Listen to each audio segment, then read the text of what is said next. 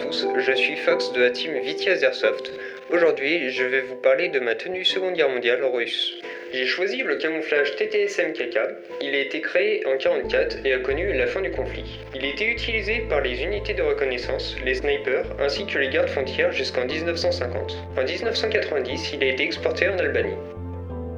Il existe une version moderne du TTSM-KK, que voici. Il est trouvé sous le nom commercial de Palma Amoeba Summer. Je possède un casque SSH-40 qui était utilisé par l'armée russe pour toutes les troupes d'infanterie et d'équipage de blindés. Il permet de résister à tous les tirs de pistolet. Mon ceinturon est un ceinturon de la Seconde Guerre mondiale. Il possède encore le tampon d'époque de l'armée rouge. Mes bottes sont des bottes en cuir utilisées par l'armée russe pendant la Seconde Guerre mondiale jusqu'en 2010, où elles furent remplacées. Je porte une reproduction chinoise des porte-chargeurs pour drone de PPSH. Ma réplique est un PPSH-41 de la marque SCT Armament. Comme pour la vraie arme, la crosse est en bois et le corps de la réplique est en métal. Le PPSH fut le pistolet mitrailleur qui succéda au PPD-40, trop cher à produire. Il possède un chargeur droit de 35 cartouches et un chargeur camembert de 71 cartouches. Malheureusement, en Airsoft, nous ne trouvons que des chargeurs à cap 530 billes pour les droits et 2000 pour les drums.